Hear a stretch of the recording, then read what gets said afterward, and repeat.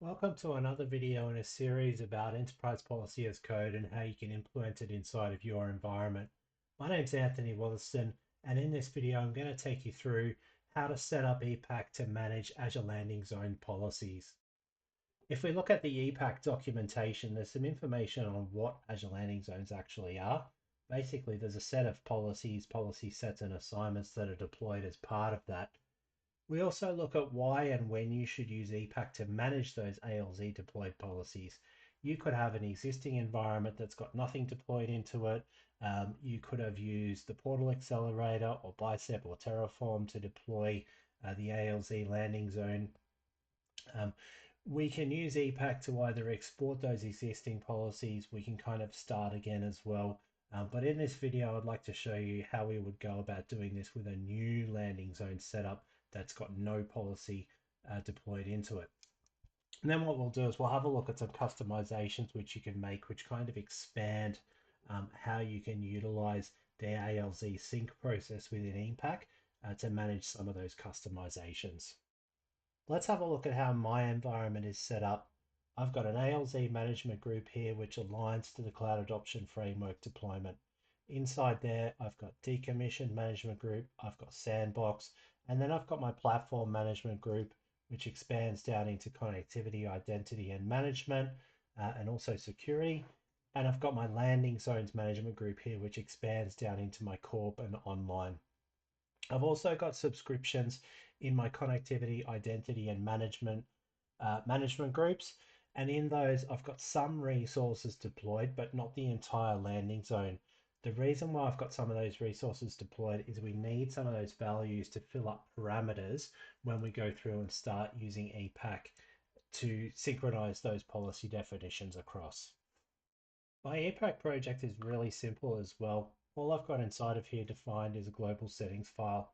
It's pointing to a pack selector called ALZ, which is synchronized to my deployment root scope of my ALZ management group as well. I've got my strategy set as full, and I've got my managed identity location set to Australia East. Let's go through and create our policy structure file so that we can see how the management groups are mapped to the different policies. To do that, it's a single command within EPAC. If I type in here, new ALZ policy default structure, I give it my definitions root folder, which is definitions.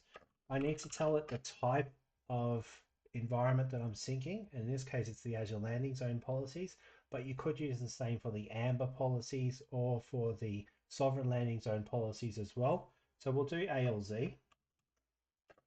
And my pack environment selector is going to be ALZ as well. What this will do is it will generate a structure file that's aligned to my ALZ pack environment so that when it also allows me to have multiple ALZ deployments set up inside of the one EPAC repository. So let's go through and run that now. It goes out to the Azure Landing Zone library in GitHub and it clones that entire repository down and uses the latest version of that to build out that structure file. And we can see that's coming here. If I go to ALZ.PolicyDefaultStructure.alz.jsonc. I'll minimize this terminal, and what we can see inside of here is now we've got this structure file built. And what I'll do is I'll go in and I'll minimize each of these sections inside of here, and then we can expand them out. I'll explain what's going on inside of each of them. The first one here is our management group name mappings. And you'll see that each archetype inside of the ALZ library is mapped to a management group. So this one here, ALZ, this is essentially my intermediate root group. It's mapped to the management group ALZ. And as I kind of move down this tree, I can see I've got an archetype for my platform. I've got one for my landing zones. I've got one for corp and online, etc., as we keep going down in there.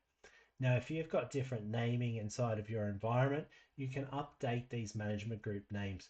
But what this does is basically says that everything that's destined to be deployed to, say, the platform archetype will get deployed to this platform management group. So it's important that these names match up inside of your environment. Let's minimize that one and go on to the next one. I've got some default parameter values. So when we go through and we deploy an ALZ accelerator, it will build out resources inside there, including a log analytics workspace, automation account, a whole heap of private DNS zones, things like that. We need to take some of those values or have those deployed inside of our environment in order to start managing policies using EPAC, because we need some of the IDs, we need some locations from our environment to fill in these default parameter values. And I'll show you an example of this. If you haven't deployed ALZ before, you can deploy some of these resources yourself. There's some information inside of the documentation about what you actually need to have inside of there. So as it says, a log analytics workspace, some data collection rules to support monitoring, and there's a link to the templates inside of there, and then a user assigned managed identity. Let's go and work through a couple of these, and I'll fill some of these things out. So the first one is my subscription that hosts private link DNS zones.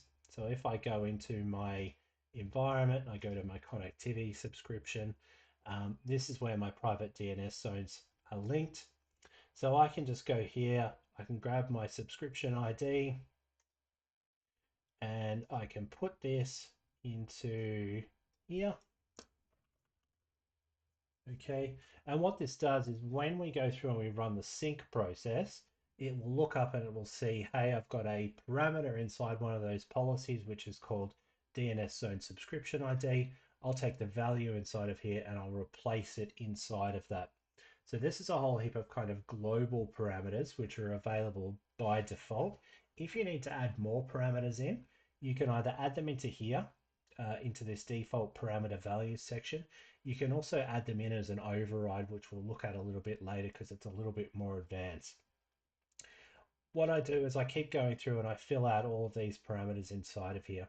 Okay, so this one, the resource group name that hosts the private DNS, the private link DNS zones. I'll go back into my portal. I'll look for those resource groups again. Let's grab this resource group name. And we can fill this out inside of here. Okay, my DNS zone region, I know that is Australia East. Okay, the user assigned managed identity, I'll do that one in a little minute, but I'll just show you down here as well. A number of these things are used multiple times, and that's because some of these different policy assignments, they call their parameter names slightly different. So this one here, it's called log analytics. This one here, it's called log analytics workspace ID.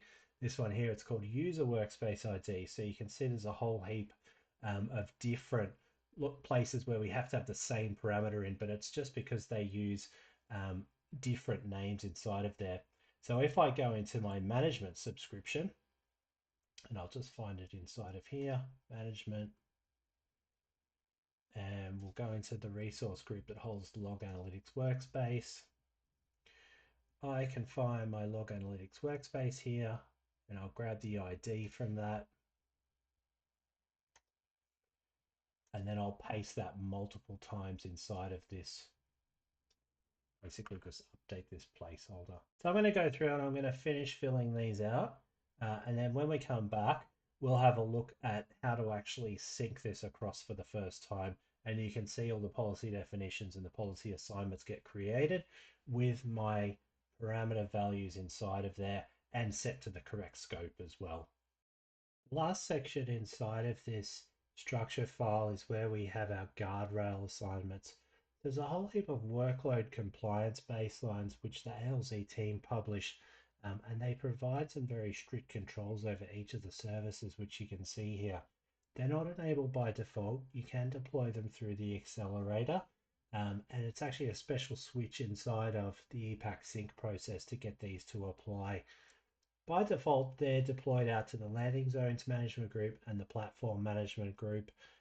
These are the policy set names inside of here. And when we do the sync, we can use a special switch to tell us to actually deploy those guardrails as well. And I'll show you that.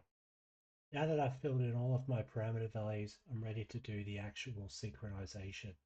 Again, this is going to sync the repository from online, and it's going to copy all the policy definitions, all the policy set definitions, and create all those assignments for me as well. It's a really simple syntax. We'll go through and we'll run it now. So the command is Sync-ALZ Policy from Library. Give it my definitions root folder again. I have to tell it the type, so we'll do that as ALZ. Let's run that. Oh, my pack environment selector, ALZ as well. This is going to clone that repository again, copy all those definitions, copy all the set definitions across, and create those assignments, and we'll see those files created in just a second. So it's already finished. Let's have a look. If I look at my policy definitions here, I've now got a bunch of folders which align to the categories for all the custom policy definitions that ALZ has, and you can drill into these and you can see some of these policies as well. A similar thing for the policy set definitions. Again, there's a lot of policies which get deployed as part of this, and I can drill into these. So if you're looking to trace back or find an issue with one of these policies, you can check any of these custom policies as well. I've separated them out into a folder called ALZ, and I do a similar thing for Amber as well, just to keep them separate so that they don't get mixed up with any policies that you're already using inside of EPAC. Finally, let's have a look at the policy assignments.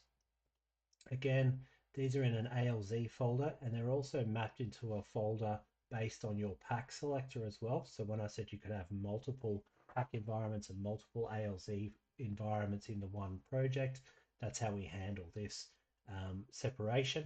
But let's go ahead and have a look at some of these policy assignments. So what I wanted to show you is for things like my AZ activity log, it's taken my parameter that I've put inside of that default parameter set, and it's pushed it into this parameter inside of this assignment. Okay, you can also see that it's put the correct scope in. And this should be the same for all of these different assignments. If we have a look at deploy MD endpoints, sorry, that's not a good example. Let's have a look at deploy MDFC config. I put in an email address inside of there. It's translated that parameter in. There's my log analytics workspace as well. So what you should do is you should go through each of these different assignments inside there, validate that those parameters look correct. And then what we can do is we can actually run a deployment plan, and we'll be able to see what's going to be deployed out into the environment. Some key ones to pay attention to inside of here, under the Corp management group, there's a whole heap of stuff around deploying private DNS zones. You should see inside of here that it's updated all of these parameter values with the subscription for my connectivity, as well as the resource group in there. There's a whole ton of these which we can go and have a look at. Just make sure that they've synchronized in there, and that they match up to what you've expected inside of your environment. Let's run a plan for this and see what it's actually going to go through and deploy. There's going to be a lot of changes. There are a lot of new policies, a lot of new policy sets, a lot of policy assignments, and a lot of role definitions that go with it. So I'll skip over the main part of it and we'll have a look at a bit of the output. Let's run the command Build-DeploymentPlans, definitions root folder, an output folder as well.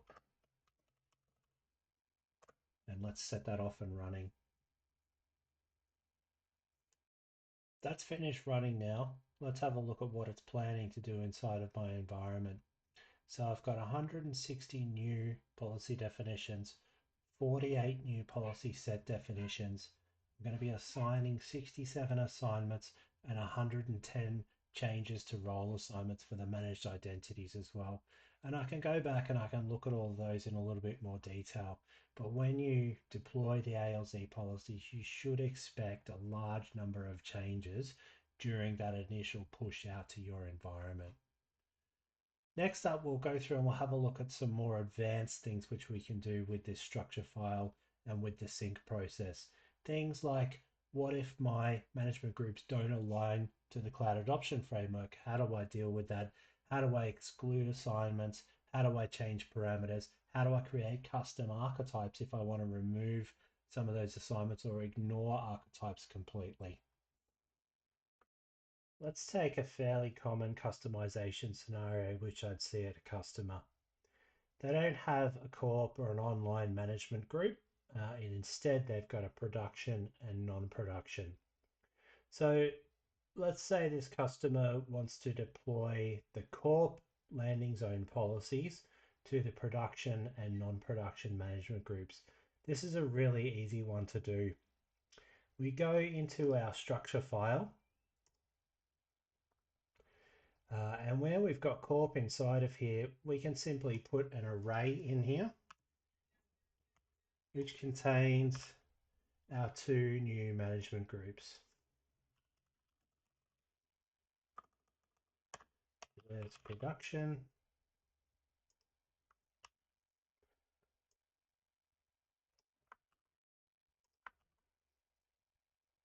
And here's non-production. Now, what I would expect to see once we've done this is inside of my policies that go to the corp management group archetype, when we run the sync again and we get new policies, it'll push these out to the ALZ production and non-production. So let's do that now. What I'm going to do, I'm going to delete the corp folder because we'll regenerate that one. And let's go through and run our sync. So we'll use the same command as before, except this time I'm putting in a sync assignments only parameter because I don't need to resync all the definitions and all the policy sets. I just want to sync the assignments. So let's go through and run that. I'll have to put in my environment selector. And what this should do is regenerate those assignments for me. And let's have a look inside one of our core plans now. I can see that this is put out to my ALZ production and my ALZ non-production. That's a really simple one. Another one which we see quite often is someone wants to ignore an archetype altogether. So this one here is a good example, enable DDoS VNet. Some customers don't want to deploy this out into their environment.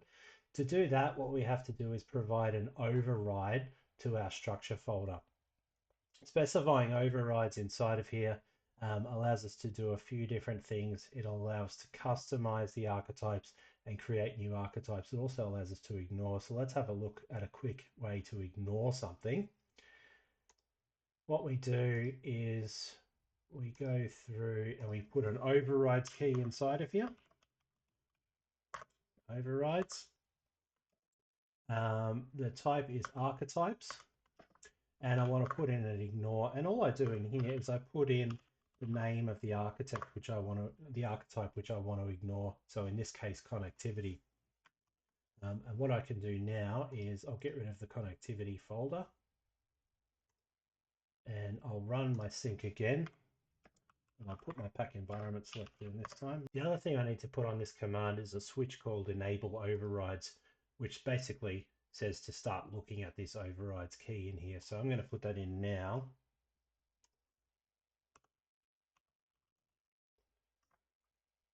And run this. And what I would expect to see is that connectivity folder doesn't get regenerated inside of there, which I can see here that it hasn't. So now we've ignored the connectivity archetype inside of this deployment. I still have this corp folder inside of here. What I want to do is get rid of that and create two new archetypes, one called non-production and one called production. So to do that, we use the custom key inside of this override archetypes structure. So let's do that now. I put in my custom, and then inside of it, this array, I can create new archetypes based on existing archetypes. So let's do that. We'll do a name, we'll call it non-production. The type will be existing because it is going to be based on an existing archetype. And I also need to specify inside of here which archetype it's going to be based on. So this can be either a built-in archetype, or it can even be a new archetype that you've created and you want to base something further off that as well. So it's going to be based on corp. And I'll do the same thing for production as well. So I can just copy and paste this, make it really easy. Okay, and now that I've got my two new archetypes inside of here, the other thing that I need to do is add these into the management group structure. So let's do that now as well. I'll create a new key inside of here called non-production. And Copilot will fill out the rest of it for me. So there's my ALZ non-production. That's its scope that it's going to. I'll also create one in here for production. And we can just adjust this. Production, and we'll make this one production too. And then what I can do is I'll save this file and let's go through and run my sync again. And let's see what it does.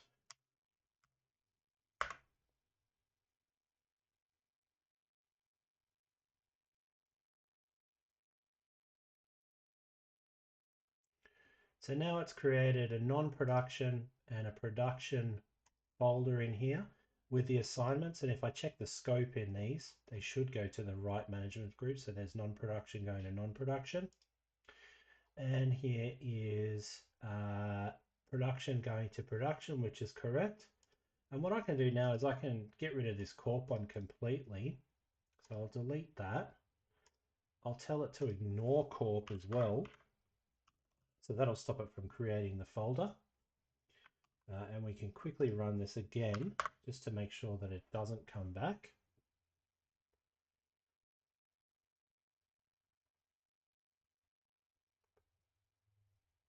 Okay, so it's gone through and it's ignored that archetype. Now you're obviously going to have a different reason for creating these non-production versus production. So let's say inside of my non-production one, I don't care about hybrid networking and I don't want to add this policy in here for some reason. What I can do is I can modify my non-production one, and there's some extra keys inside of here. If I've got a new archetype which I'm creating, I can put policy assignments inside of there. If I want to modify an existing one, I can use this policy assignments to add or policy assignments to remove keys. So let's go through and remove this one. And I just put in the name of the one which I want to get rid of. So let's do deny hybrid networking. Okay, and we'll save that again. And I'll get rid of the non-production so you can see it gets regenerated. Let's run this.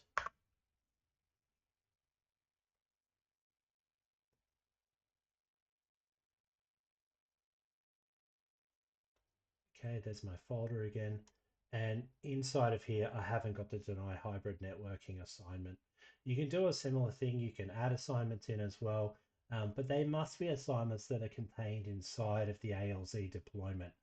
If you want to add other assignments into this, you can create them outside of this ALZ structure. That way the two don't get mixed up. And when you go through and sync files again, you're not getting heaps of overwritten files or having anything in there that accidentally removed. The final one we can do is a completely new archetype. So let's go through and create that now. It's very similar to the ones we've already got. I just go in and I create a new section in here. I'll call it,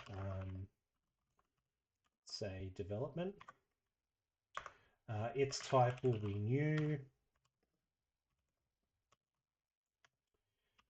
And now I can add policy assignments in here. Similar to how I've done this one, let's put this deny hybrid networking into my development one. Okay, so now I've got deny hybrid networking in this archetype, and I also need to give it an assignment as well. I'll give it a management group name mapping. So let's go in here and we'll go development. And Copilot's going to do it all for me, of course. So there's my ALZ development inside of there. Save the file, we'll run this again. And what we should see inside of here is a new folder called development pop up with my assignment in there. So there it is there. There's my assignment going to the ALZ development management group. So there you have it, how to deploy the ALZ policies using EPAC. If you run into any issues or you'd like to see something else or you want new features added, leave something in the comments below, add an issue on our GitHub repository. Thanks for watching this video and we'll see you next time.